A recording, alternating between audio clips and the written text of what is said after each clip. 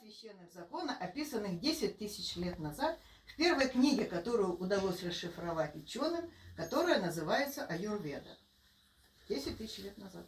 2 священных закона. Я всегда говорю, это очень секретная информация. Книгу долго и нудно расшифровывали. И эта информация дается только для избранных. Но поскольку вы уже избранные, тогда, согласно Аюрведе, первый закон, для того, чтобы организм был здоров, телу нужно обеспечить адекватное питание. Накормить себя надо. Да. Второй закон Аюрведы. Для того, чтобы тело было здоровым, ему нужно обеспечить адекватный двигательный режим. Движение, питание. И все.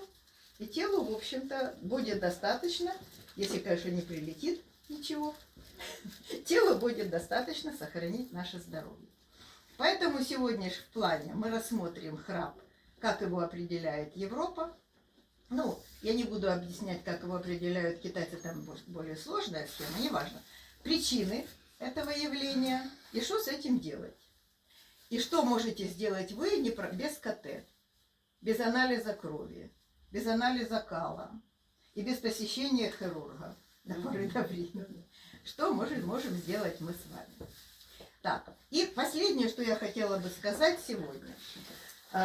Меня поздравляли много раз с Новым годом. Поздравляли. В одном из поздравлений прозвучала такая фраза. Яна Викторовна, вы так много даете. И я почувствовала себя виноватой.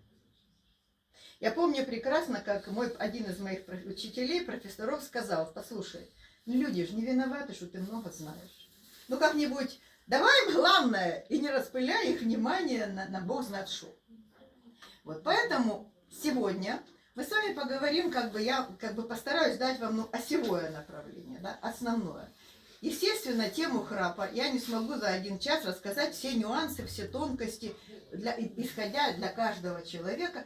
Поэтому, кому будет недостаточно, можно дополучить эту информацию из других источников. Я скажу то, что мне кажется важно сегодня знать. Знаете, как в телевизоре. Да. Мы расскажем вам то, что вам надо знать. Хотела сказать, откуда ты знаешь, что мне надо знать? Ну ладно, я тебе все равно это расскажу. Итак, информация, о которой я сейчас говорю, не является конечной. Она не содержит все нюансы проблемы. Я думаю, что я вам расскажу о том, что основное для того, чтобы попытаться решить эту проблему. Я вас уговорила? У вас уже скучные лица. Ладно, пошли работать. Итак, что такое храп? Кто не знает, что такое храп? Все храпят. Но они не слышат себя. Это звук, да, во-первых. Да, физическое явление. Да. Кто-то слышал храп? Все слышали. Слышали. Даже свой храп слышишь иногда. Это мы обсудим. Итак, как определяется в медицине Европы храп? Это звуковой феномен, обусловленный сужением дыхательного прохода и вибрацией язычка. То есть, чтобы храпеть, нам надо сузить дыхательный проход. Где? В носоглотке. Нос то ли сужен, то ли нет, но воздух проходит. Дальше воздух идет через нос в носоглотку и потом поступает в трахею, бронхи и пошел в легкие. Значит, носоглотка – это такой цилиндр, откуда через 2 ноздри заходит нос, а тут нависает мягкое небо, язычок. И если сужается проход, скорость движения звука парциальная увеличивается, правильно? Ну, когда, допустим, я хочу поливать воду, я беру шланг, еле течет, что я делаю? Сжимаю шланг, точно так же и тут. Вот проход, вот язычок, все нормально. Проход сузился. Скорость, сила воздуха увеличилась, язычок начинает вибрировать. То есть вот вам проблемы сужения. А есть еще вторая проблема, которая вызывает вот эти неприятности. Расслабление мышц мягкого неба. Что такое мягкое небо? Вы можете взять зеркало, открыть рот широко и посмотреть. Из него язычок висит. Вот это мягкие ткани, откуда свисает язычок, называются мягкие. У нас есть еще твердое небо. Твердое небо – это когда вы пальчиком сделаете, а там косточка. Это твердое. А затем оно покрыто слизистой. Потом твердое небо, череп, заканчивается, а мягкое небо продолжает небо. Мягкое небо продолжается и заканчивается язычком. Для чего? Мягкое небо участвует, во-первых, в регуляции равномерности воздушного потока. Во-вторых, в оценке состава воздушного потока, потому что там находится лимфоидная ткань, которая говорит: вонючка пришла, уменьшай силу вдоха, например, да? И так далее. Микробы зашли, выделяются вещества, слизь, которые микробы налипли на это небо и уничтожили. То же самое делают миндалины в нашем организме. Итак, первое – это сужение прохода. Второе – это расслабление мышц и опускание язычка. То есть, если бы проход сужен, у астматиков сужен, да, а язычок на месте, у них храпа нет, у них хрипы есть. У них из легких появляются хрипы, да? А когда еще и это возникает, тогда идет активно воздух, и язычок вибрирует. Ну и тут уже кто на что учился. Кто соловьем, кто паровозом, кто трактором. Ну тут уже как получится. У кого там какая тональность этого храпа. Итак, две проблемы. Почему происходит сужение прохода в верхних дыхательных путях? Первой причиной сужения прохода называют отек. То есть возникает отек слизистой, сам проход не сужается, но вот тут слизистая оболочка увеличивается в несколько раз, и это сужает проход. Из-за чего возникает отек? У меня сзади написано. Застоя. От застоя. От чего возникает отек? От застоя. От чего возникает застой? От спазма. От чего возникает спазм? От стресса. От стресса. То есть первая причина отека: человек переживает стрессовую реакцию, причем не обязательно на взрывы ночью. Стрессовая реакция может возникать, например, муж услышал мою информацию о том, что, во-первых, автоцивилка теперь 6 тысяч, и, во-вторых, теперь будут безбожно штрафовать за отсутствие автоцивилки. И он всю ночь прохрапел. Почему? Напряжение, 6 тысяч. И штрафы. Это ж кошмар. Вот. И ГАИ теперь на каждом углу говорит: где. Все это есть. Ну, так говорят, интернет. Пока что официально вроде бы этого нет, но мой муж сказал: я после этого 2 ночи так храпел, что у меня даже кровь носом пошла. Откуда храпел? А это я забыл выключить диктофон, он меня записал. Ну, то есть он там что-то слушал, он там общается с диктофоном, ну, это деталь. Короче говоря, стресс, да, вызывает спазм мышц, длительный спазм приводит к чему? К расслаблению мышц, правильно? Расслабление мышц, застойное явление плюс отек. Одна причина. Вторая причина отека – Воспаление. воспалительные реакции. Воспалительные реакции носоглотки, воспалительные реакции в любой части нашего тела приводят к тому, что набухают слизистые. А поскольку носоглотка – это как бы первый барьер, который фильтрует воздух и выясняет, что заходит сюда, воспалительная реакция в желудке, в кишечнике. Вообще-то говорят, за носоглотку отвечает толстый кишечник. Воспалительные реакции в этих местах обязательно могут вызывать отек слизистых. Рефлекторный, воспаление, напряжение, отек как защитная реакция, сужение проникновения вредного воздуха. Вот вам отеки. Итак, первая причина сужения – отек. Вторая причина сужения прохода считается анатомическая. Искривление носовой перегородки с нарушением подачи воздуха, нарушение структуры носоглотки, полипы, увеличение миндалин, то есть то, что может сузить проход воздуха в нашем организме. Третья причина – это то, что мы уже говорили, снижение мышечного тонуса, то есть мышцы как бы нарушаются, уже нет этого нормального тонуса, все это дрябленькое, все это сужается и так далее. Вот 3 основные причины. Отек, воспаление, нарушение мышечного тонуса и анатомические изменения. Так, что приводит ко всем этим неприятностям по версии европейской медицины? Это хронический стресс, когда исследуют лор. Это лор-врачи занимаются этими проблемами носоглотки. Поэтому пишет, на первом месте хронический стресс. Это и воспаление, это и снижение тонуса мышц, это и отеки, это и изменение структуры органа. То есть первое – это хронический стресс. Причина. Вторая, на втором месте, поздравляю всех, вредные привычки. К вредным привычкам относится курение вообще, всегда. И алкоголь, который принимаются ведь на ночь. То есть как бы алкоголизм вообще это проблема. Но если человек склонен даже к употреблению небольшой дозы алкоголя, но это можно делать не позднее, чем за 4 часа до сна. Во всех остальных случаях алкоголь может вызывать вот эту всю реакцию. На третьем месте ожирение. На третьем месте причины храпа стоит ожирение. Почему?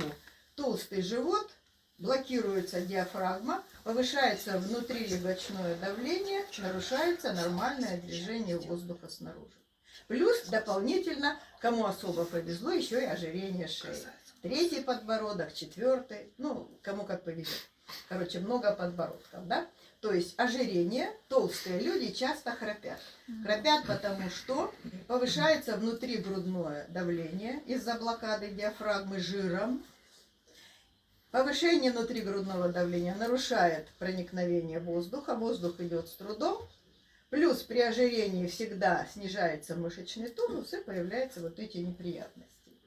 Следующая причина по версии лориков, это как бы первая стресс, вредные привычки, 3 ожирение, 4 гипотиреоз. Снижение функции щитовидной железы. Про скрытый гипотиреоз мы говорили, в интернете информация есть, задерживаться не буду, скажу только одно. Снижение активности щитовидной железы провоцирует слизистый отек. Слизистый отек ушей нарушает слух, слизистый отек гортани делает грубым голос, слизистый отек носоглотки сужает проход. Слизистый отек. Мексидема. Но мексидема это общий и частный. И последняя причина, которую называют европейская медицина, это патология шейного отдела позвоночника. Шейный остеохондроз. Неправильное положение головы во время сна, неудобное положение головы во время сна, да. Блокада мышц, которые поддерживают череп, изменение позиции черепа во сне. Ночью мы немножко мышцы расслабляются, приоткрывается рот, неправильно стоит голова, сужается проход воздуха в носоглотке. Шейный отдел позвоночника. Причем не обязательно, чтобы он болел, шейный отдел. Достаточно того, что он хрустит. Поэтому сейчас прямо можете у себя проверить. Хрустит шея или не хрустит? Хрустит. Ну вот, у вас уже есть шанс. Хорошо. Значит, в связи с этим, есть еще маленький нюанс.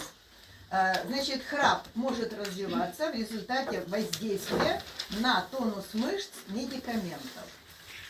На первом месте снотворные, они могут провоцировать храп. На втором месте спазмолитики, они могут расслабляющие мышцы, они могут провоцировать храп. На третьем месте противоаллергические препараты тоже могут провоцировать храп.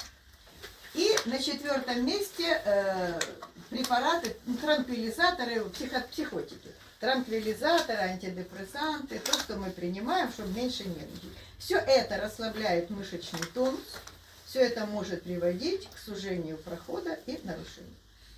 То есть, что рекомендует медицина? Антистрессовую терапию в виде транквилизаторов, которые не надо принимать, потому что они сужают проход. Да, вот так вот. Дальше. Вредные привычки. Это значит вот к наркологам. Опять же успокаивающие, чтобы не пить транквилизаторы, которые вредят, потому что сужается проход. Ну, палка о двух концах. Ожирение. Это, пожалуйста, борьба с избыточным весом. Очень много вариантов. Эндокринологи вам расскажут, покажут все. Гипотиреоз туда же. И шейный отдел позвоночника. Это к мануальным терапевтам. Эффективность таких воздействий сводится примерно к 30%. После чего как бы даю два варианта. Первое. Найди позу для сна. Проветри помещение. Да? Как-нибудь посоветую соседям надеть беруши. Вот. И что-то еще. Или если уже совсем никак, подрезается язычок. Ну, по крайней мере, проход сужен. Ну, полипы, если найдут, удалят. Миндалины, если надо, удалят, да. Ну, если это не помогает, немножко можно поработать с язычком. Идет операция на мягком нерве, подшивают, подрезают. Вот. Гарантии, как всегда, нет, но попытка есть. Примерно вот такие подходы. Попытка, да. Ну, а что, как говорят. Значит, мне когда-то я была на курсах в Киеве, и нам повезло, был тогда еще жив Амосов, он еще тогда был совсем начинающим, вот доцентом, и мы побежали слушать его лекцию, ну и там сидел же народ, задает ему всякие вопросы. И вот я несколько фраз я запомнила. Одну из фраз прозвучала так. Спросили, мол, а что, а как? Ну, первая фраза, да, то, что я уже говорила. А даете ли вы гарантию, что ваши методы, операция на сердце, принесут пользу? Он ответил, гарантии дает либо Бог, либо идиот. Я не то и не другое. Это он так ответил. А по второму вопросу стал вопрос, значит, а как долго надо заниматься лечением? Был тоже такой ответ. Медицина готова, медики готовы лечить пациента до того, как у него закончатся либо деньги в кошельке, либо время его жизни. То есть лечение не означает излечение. Лечить и излечиваться немножко разные вещи. А почему? Да очень просто. За лечение я отвечаю как врач. А кто отвечает за излечение? Пациент. Пациент. Поэтому китайцы называют пациента императором своего тела. Я отвечаю за то, чтобы вы глотали, бегали, там, прыгали, кушали, и опять сегодня завтра поглотим это, потом что-то еще. Я готова вас лечить, я уже сказала по Амосову, да? Вот. А для того, чтобы излечиться, необходимо работать. И тут что говорил Гиппократ? Он говорит, нас трое. Ты, я и твоя болезнь. Значит, я занимаюсь твоей болезнью, а ты на чьей стороне? Если ты со мной, мы с болезнью разберемся. Но ты со мной, хотя бы 50-50. Если ты нейтрален, я буду лечить твою болезнь, пока у тебя не закончится одно или другое. Но если ты на стороне болезни, как одна барышня мне, ой, было так хорошо, но я что-то сделала, и опять стало плохо. Мы поправили. Ой, было так хорошо, но опять я что-то сделала, и опять стало плохо. Я говорю, что издеваетесь. Не, я не против потренироваться, но вы же, понимаете как, процесс происходит на вашем теле. Вы теряете. Вы теряете какие-то ресурсы, потому что хорошо-плохо. Эти качели к добру не приводят. Переходим в сферу искусства. Я предлагаю вам стать мастерами, да, искусствоведами в плане храпа. Итак, для того, чтобы нам с вами посмотреть, как на эту позицию смотрит Китай, нам нужно немножечко вспомнить теорию. Значит, наш организм имеет две формы существования, которые китайцы называют яньский период и иньский период. Как вы думаете, в каком состоянии вы находитесь сейчас? Кто-то шепотом сказал, яньском. Значит, там яньского столечко. Яньском! Вы находитесь в активном яньском периоде. День. Солнце, бодрствование, трудоспособность. Сейчас ваш позвоночник пашет, как я не знаю кто, в яньском периоде, чтобы поддерживать ваше тело сидя. И чтобы не было у вас проблем после длительного сидения. Это яньский период. Когда мы спим, когда наступает ночь, когда мы расслабляемся. Какой период наступает? Период инь. Период покоя, расслабления, тишины. Во время яньского периода мы расходуем наши ресурсы, наше тело, наши энергии. Оно работает. Во время иньского периода все происходит наоборот. Мы восстанавливаем то, что потеряли. Мы дорабатываем, пополняем наши резервы. Мы очищаем все то, что лишнее. Говорят, как иммунная система работает ночью. Нейроны очищаются от стресса ночью. Почему говорят, если пациент спит и утром проснулся, он здоров, правильно? Вот. И в то же время рак рождается ночью. И стресс усиливается ночью. И сосудистые катастрофы в 90% случаев возникают ночью или ранним утром. Потому что инь не хватило. Так вот, ночь или сон – это иньский период. Храпим мы либо когда спим днем, либо когда спим ночью. Значит, храп у нас относится к какому периоду нашей жизни? Иньскому периоду нашей жизни. Дальше еще интереснее. Значит, китайцы говорят, что инь и янь – это разные состояния нашей жизненной энергии. Ян, она активно работает на то, чтобы мы активно что-то делали. Инь, она идет внутрь себя для того, чтобы все восстановить. И все это происходит во время циркуляции энергии по нашим энергетическим каналам. И наша энергия ЦИ совершает 50 оборотов за день по нашим каналам, из которых 25, если мы нормально спим, днем и 25 ночью. Но что любопытно, ночью, когда энергия циркулирует по иньской системе, работает так называемая звезда ночи. Название какое? Вот в Европе такого нет. Название звезда ночи. Когда мы начинаем засыпать, энергия поступает в черный кружочек, в канал почек. Первая зона инь – это почки. Когда мы засыпаем, наступает энергия вся сливается в канал почек. Канал спокойствия, канал наследственных кармических энергий, канал очищения, почки. Затем энергия отправляется в канал сердца. Из почек, прохлада почек успокаивает огонь сердца. Затем, это звезда, видите, раз. Затем звезда опускается в каналы легких. Мы начинаем глубоко и спокойно дышать. Отсюда энергия направляется в канал печени, которая занимается детоксикацией и синтезом. Из печени в поджелудочную железу, а из поджелудочной железы в почки. И так 25 раз за ночь. Вот вам звезда ночи. Вопрос. Если говорить о том, что храп – это симптом, да? Что такое симптом? Ну, сейчас уже об этом говорят и европейская медицина, и восточная медицина. Симптомы – это способ общения тела с нашим сознанием. То есть наше тело говорит нашему сознанию, что-то внутри не так. Формируются боли, формируется там зуд, формируется тошнота, рвота и так далее, и так далее. То есть формируются различные симптомы, потому что раньше каналы могли справляться с тем, что происходит. Но наступает момент, когда их ресурсы заканчиваются, у нас появляется ночью храп. О чем говорит храп? Со стороны почек. Храп говорит о том, что во время, если нарушается, вот в начале ночи, да, появляется храп. Храп говорит о том, что у нас грубо нарушен водно-минеральный обмен, происходит активная продукция кислот. Ну, любимая фраза. Ну, ясно.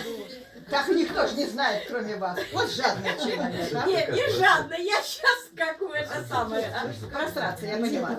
Итак, Задумалась над вот этой звездой. да, значит, смотрите. Первое. Почка отвечает за кислотно-щелочной баланс. Энергия притекает сюда. Почка – главный иньский орган. Базовый, главный. Вся энергия инь начинается отсюда. Если тут что-то не так, тогда, если почка работает ненормально и мы храпим, это говорит о том, что внутри у нас нарастает ацидоз. Наш организм начинает гореть. У нас проявляется система разрушения. Разрушаются органы, бушуют радикалы. Вот откуда рак-то рождается, вот откуда склероз рождается. Да? Дальше. Если нарушается работа сердца, тогда, кроме храпа, появляются симптомы сердцебиения, повышение, ночью человек просыпается, у него криз, у него что-то не так, у него тут болит, у него страхи, у него ужасы или кошмарное сновидение. То есть храп говорит о том, что обрати внимание на свое сердце. Затем легкие. Когда проблемы с легкими, человек просыпается от того, что не дышит нос вообще. То есть надо дышать ртом, храпеть, даже есть максимальное проявление нарушения в легких, это так называемое ночное или сонное апноэ. Прекращение дыхания во время сна. Можно умереть. Бывают ситуации, вот внезапной смерти может быть связана именно с тем, что нарушается поток энергии в канале легких в ночной звезде ночи. Печень. Печень это либо спастика, либо отеки. Печень отвечает за то, чтобы правильно не было реакции воспаления. Если здесь что-то не так, у нас появляются вздутие живота. Человек просыпается от того, что у него он храпел, он проснулся, революция в животе. Значит, у нас во время храпа объясняет, что у нас есть такая проблема. Поджелудочная железа. Храп, когда мы храпим, и поджелудочная железа, то есть сюда нарушен поток энергии в поджелудочной железе, тогда у нас появляется ощущение нехватки воздуха, ощущение одышки, ощущение того, что сейчас я задохнусь, панические атаки и так далее могут проявляться на фоне. То есть храп, когда мы начинаем, поймать этот храп во времени не получится. Мы спим 8 часов, 25 оборотов, это минуты. То есть для того, чтобы проснуться, храпеть, посмотреть на время, вычислить в каком канале, сейчас на какой канал сигналит, сложно. Но мы сейчас поговорим, как выяснить поражение этих каналов. Да? Но храп просто просит обратить вас внимание, что нарушена энергетика звезды ночи, что 1 из 5, или не 1, а несколько иньских органов просят вас обратить внимание. Это 135-е китайское предупреждение. Не поправишься, я поломаюсь. Каким образом мы можем выяснить, какой из этих, не привязываясь ко времени, это сложно. Каким образом мы в каком канале, прежде всего, причина храпа, да, в каком канале нарушился ход энергии в звезде ночи. Если это почка, тогда человек по ночам не просто храпит, а еще и писается. Есть понятие никтурия, ночное мочеиспускание. Почки ночью спят, они отдыхают, они пахали целый день. Они провентилировали 400 литров крови за дневное время, во время периода ян. Они заслужили на сон, а вы заставляете их писать. Потому что у них какая-то есть проблема на уровне энергетики, на уровне функции или же анатомически. Но что-то там не так. Если я храплю и писаюсь по ночам смело, проблема в почках. Если я храплю и просыпаюсь от сердцебиения, повышения артериального давления, нарушения ритма сердца, проблема в звезде ночи в сердце. Если я храплю и просыпаюсь от того, что у меня пересушен нос, у меня появляются какие-то выделения из носа, у меня что-то с носом не так, фактически носа у меня практически нет, тогда речь идет о легких, о проблеме легких, неудовлетворенность вдохом и так далее. Если я храплю, а потом просыпаюсь от болезненных судорогах в икроножных мышцах, проблема в печени. Организм таким обращает ваше внимание. Я храплю, а потом ты не понял, на. Вот теперь, может, поймешь. Не понял, ну ладно. Тогда будем лечить гепатоз. Понятно, да?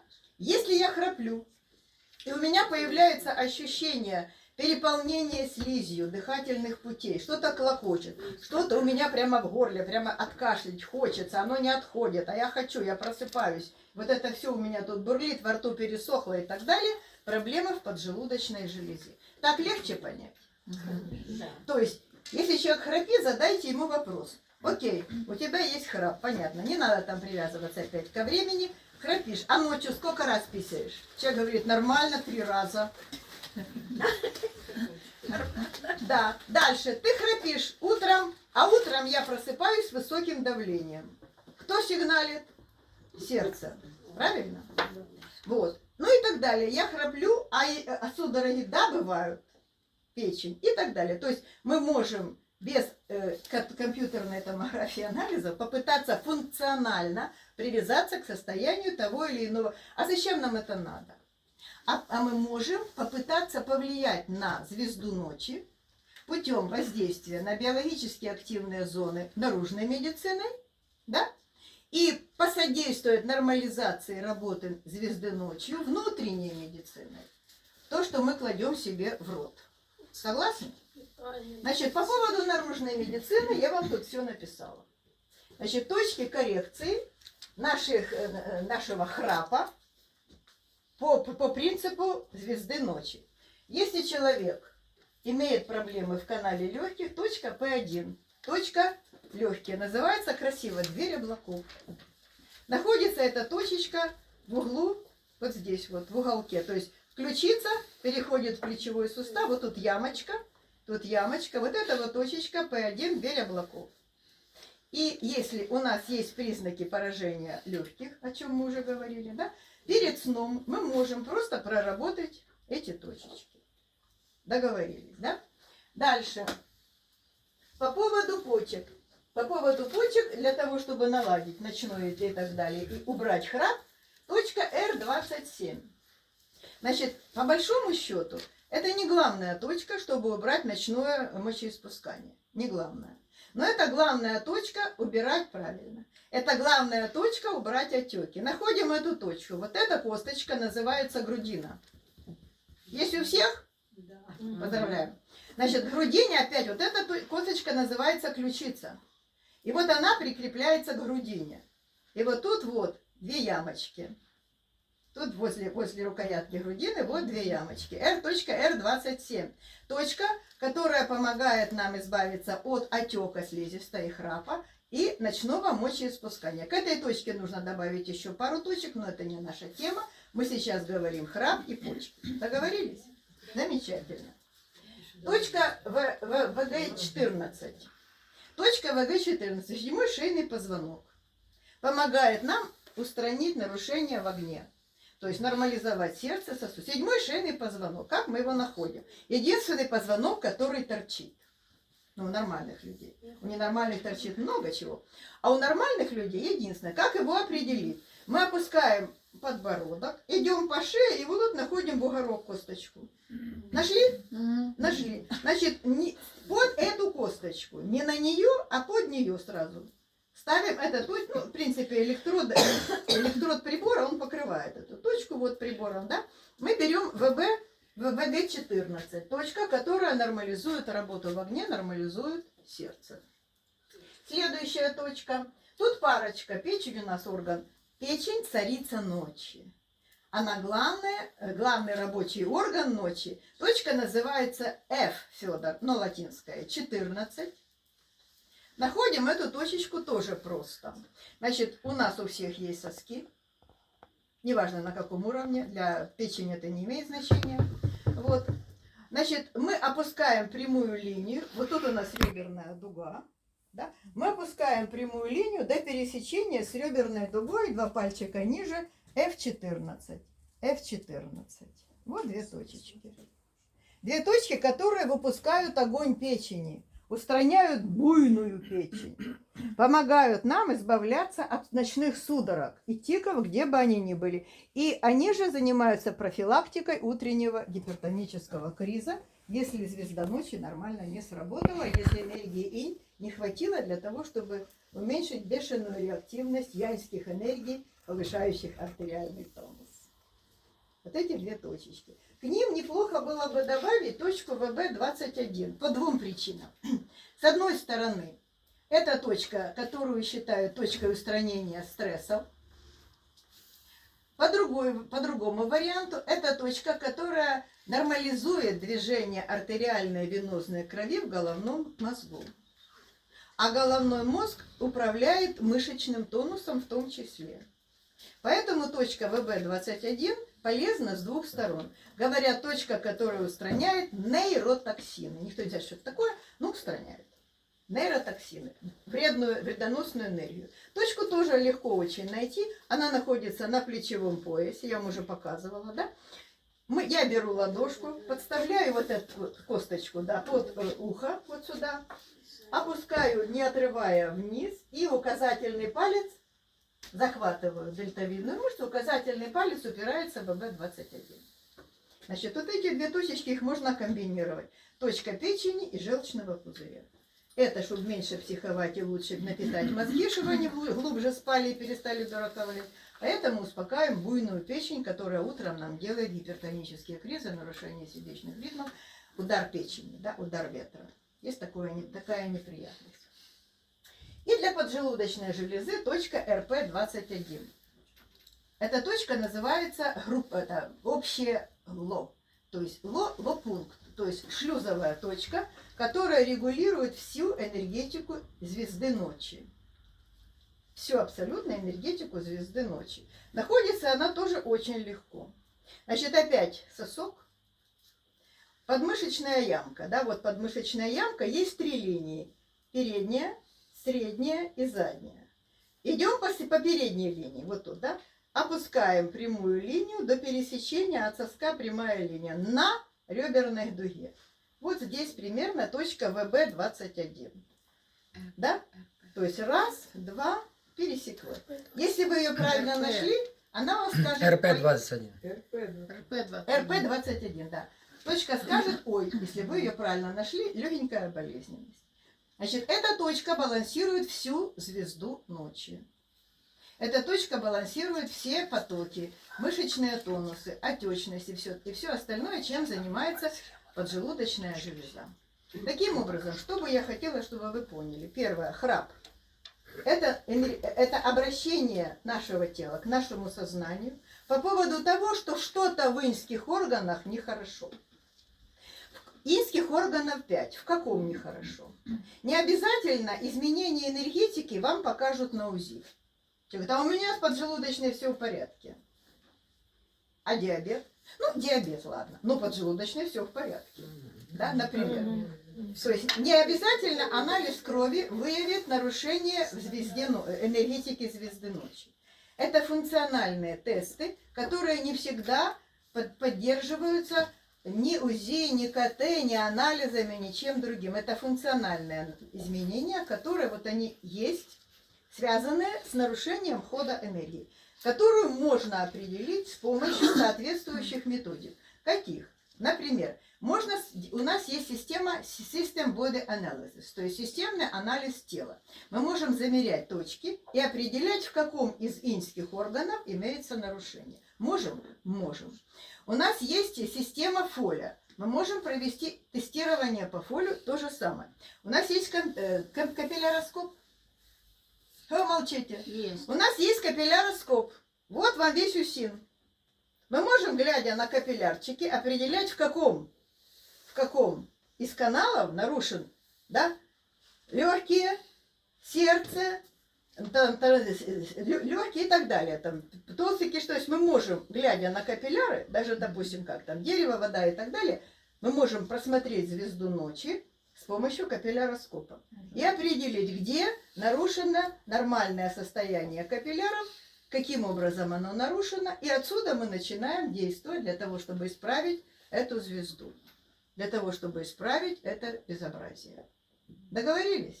Замечательно. То есть по наружной медицине, я думаю, достаточно. Внутренняя медицина. Диана Викторовна, вы же сказали, что водный баланс может нарушать. Сейчас доберемся, это внутренняя медицина. Конечно, внутренняя. То ацидоз не хочет говорить, то баланс требует. Вот человек, а? Ну, забыла слово. Буду тренировать. Тут... А ты говоришь, ну, новичок сидит, она не такой ацидоз. Ну вот она первая будет проводить презентацию. Так, это была наружная медицина. Для чего? Нам нужно сбалансировать движение энергии. Нам нужно, чтобы в наших биоэлектрических сетях не было напряжения не повышенного, когда все горит, не пониженного, когда ничего не работает. Я думаю, вы в этом уже убедились, когда у нас были блокауты, да? То у нас напряжение в сети 120, ничего не работает, то 400. И я смотрю, люди выносят холодильники сгоревшие, стиральные машины сгоревшие. Вот так, да?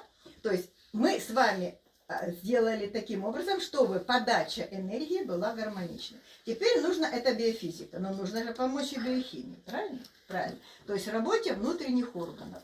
Для этого существует внутренняя медицина. Для каждого из этих органов существует своя система поддержки. Эта система поддержки может состоять из диетического питания, питания для печени, питания для поджелудочной. Да? Эта система может состоять из фитотерапии определенными препаратами или смесями препаратов. Эта терапия может состоять из наших препаратов ФУЦИ, которые имеют целенаправленное действие на каждый из этих органов. Но если человек храпит, значит, у него идет системное нарушение в организме.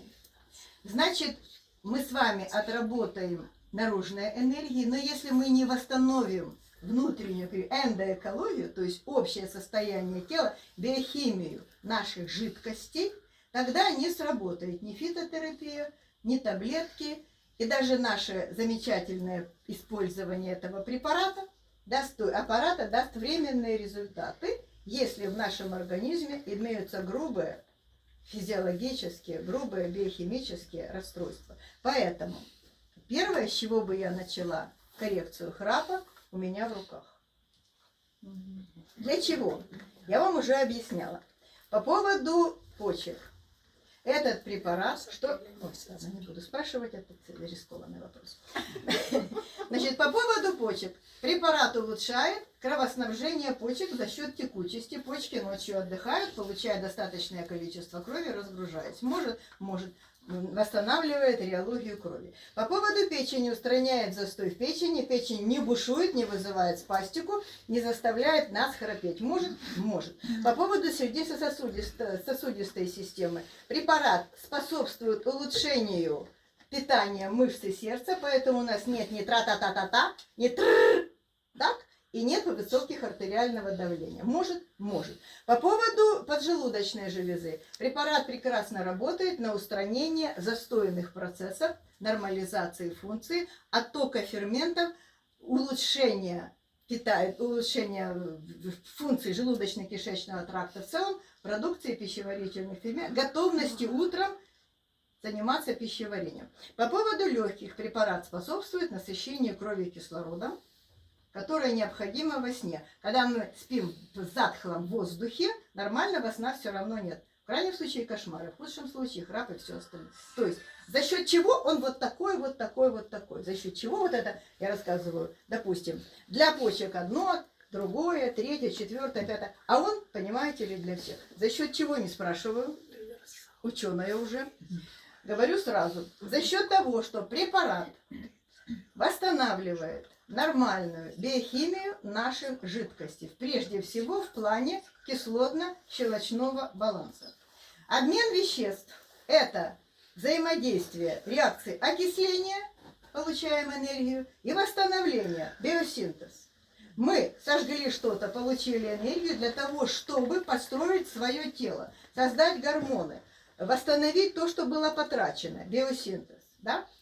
Этим занимается кислотно-щелочной баланс. Если он нарушен, либо мы горим, либо мы с вами живем с недостатком энергии, биосинтеза тоже не будет. Ацидоз, алкалоз и то, и другое плохо. Поэтому за год работы с этим препаратом я убедилась, если я хочу получить эффект не на 3 минуты, если я хочу получить эффект в ближайшее время, а не через 10 лет, тогда я предлагаю внутреннюю медицину начинать с применения вот этого препарата водород премиум. Для чего? Мы нормализуем способность организма взаимодействовать с питанием, взаимодействовать с фитотерапией, взаимодействовать с добавками, ну и с друг другом. Потому что он антистрессовый. Потому что мы можем получать, как говорят, жизнь удалась, когда мы получаем удовольствие от еды, от дыхания, от движения, от контактов. И даже от того, что уцелели после прилета. В общем, от всего получаем удовольствие. Поэтому это, я считаю, почему его и называют обязательным участником здорового образа жизни.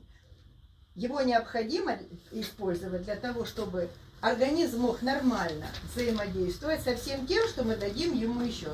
С питанием. Я уже говорила, помните, как говорили китайцы? Попробуйте сварить борщ из морской воды. Не из Черного моря, После того, как я покупала с китайским, я поняла, Черное море это прямо спа-салон. Там такая соленость, выходишь полностью. Вот, попробуйте. То есть для того, чтобы нормальное было пищеварение, нам нужен нормальный кислотный баланс. Чтобы оно не окислялось, тогда оно становится вот таким. И чтобы оно не подвергалось алкалозу, тогда оно расплывается как кисель. И то же самое препараты. Отдельно каждому препарату, значит, на фоне вот этого препарата мы можем добавить еще то, чем располагает наш центр. Препараты ФУЦИ. Если мы выяснили проблему с легкими, тогда мы можем использовать препарат, который называется очищающий дыхание. Если мы выяснили проблему с поджелудочной железой, тогда мы можем рекомендовать препарат, регулирующий пищеварение. Для того он работает с верхним этажом. Если мы говорим о печени, тогда мы можем использовать препарат, который называется восстанавливающий здоровье. Но это после того, как мы поможем организму правильно усваивать, потому что мы можем принимать 20 пилюль, если нормального усвоения нет, наш унитаз будет очень здоровым мальчиком. Дальше. Мы можем работать с сердцем, поддерживать сердце препаратом «Золотой ларец». Кого я еще не назвала. И почки мы можем поддерживать препаратом, который называется «Крепкие почки». То есть мы выяснили, первое, храп – это феномен, симптом, которым наш организм пытается обратить наше внимание на нарушение энергетики звезде ночи. Выяснили? Второй момент. Задавая вопросы себе или людям, мы можем выяснить, в какой части звезды ночи, в одном, в двух, а может и во всех элементах. Но так и не встречала человека, который бы одновременно не дышал носа, писался по ночам, страдал судорогами, имел тахикардию, рвоту, понос, тошноту по утрам, высокое... Такого не встречал. То есть обязательно, максимум 2 какие-то системы выходят из строя. Тогда мы с вами работаем по точкам. Тогда мы с вами предлагаем этот препарат. А как его предлагать? Значит, в инструкции я стараюсь не нарушать инструкцию. От 1 до 3 капсул в сутки. Значит, если я выявила поражение одного органа в звезде ночи, я дам 1 капсулу. Период максимальной активности этого органа. Да? Это ночь, это день, это утро, вот эти 2 органа, это вечер. То есть я могу дать препарат, как мы говорили, раз, два, три в режиме, когда работает орган. Если я выявила 2 нарушителя, я могу дать 2 капсулы с учетом суточной активности. Если больше 3, я не представляю себе человека, если придет, прям я не знаю, это будет книга рекорда Гиннесса местного значения. Значит, если 3, значит тогда 3 капсулы в соответствии с суточным ритмом канала. Раз. То есть мы начинаем работать этим препаратом, мы начинаем работать точками, соответственно, с каждым органом. Точки, я говорю, мы работаем этим прибором. Что еще можно делать? Ради бога, делайте точечный массаж. Хотела бы видеть как, важно. Это не очень... У соседа, мужу я легко делаю, но когда себе знаете, как-то не очень уютно получается. Дальше. Можно использовать какие-то вещества, которые раздражают точки. Хотя бы ту же золотую звезду. Наносим на точки, вызываем. Можно использовать наклеечки перцовым пластырем. Можно горчишники. Чем этот прибор лучше? Дело в том, что он подает комплексный сигнал, который, то, что я сказала, идет поверхностное раздражение тканей, да? С помощью этого прибора мы можем пройти в самую глубь, в главные каналы органов, которые не имеют точек входа-выхода и глубоко спрятаны, живут возле своего органа и попробуют нас найти. Поэтому электропунктура здесь имеет определенное преимущество. Дальше. Работаем точками, работаем этим, и где-то через, я бы сказала где-то через недельку мы можем уже давать ФУЦИ, для того, чтобы человеку помочь, при том, что ФУЦИ это 200 горошин в капсуле, в баночке. А поскольку мы говорим о том, что проблема в носоглотке, на ночь соответственную ФУЦИшку просто рассосать от 2 до 4 пилюлек. Рассосать. Достаточно. Если при этом имеется нарушение сна, можно добавить препарат аньшень вместо снотворных. То есть снотворные всегда немножко ухудшают наше состояние. Примерно так выглядят наши возможности помощи человеку, нет, даже не столько человеку, помощи человеку избавиться от храпа, а нам получить удовольствие во время сна, а не трактор рядом с собой. А что за фуций? По поводу фуци, это препараты, травяные препараты, которые изготавливаются в Китае. Мы их получаем. Вот. Они выглядят вот в таких баночках. Здесь уже пилюльки, здесь горошинки. Это травяные препараты, травяные сборы, которые обладают комплексным воздействием на вот каждый из этих органов специализированно. То есть как вот фитосбор для, фитосбор для, фитосбор для. Более подробно у нас есть книжечки или на сайте вы можете зайти, почитать про каждую фуцишку отдельно. Тема сегодня не столько про нее, сколько о том, что мы можем использовать для полноты нашего здоровья и здоровья, главное, наших близких, потому что спать же не дают. Примерно так. Так, вопросы? Все понятно? Понравилось? Да. Так вот, все-таки воду нужно пить перед сном? Вот дает, а? Не, ну послушайте. Утром 2 стакана. Потому что некоторые советуют Да. воду перед Значит, сном. давайте так. Я еще раз говорю. Я говорю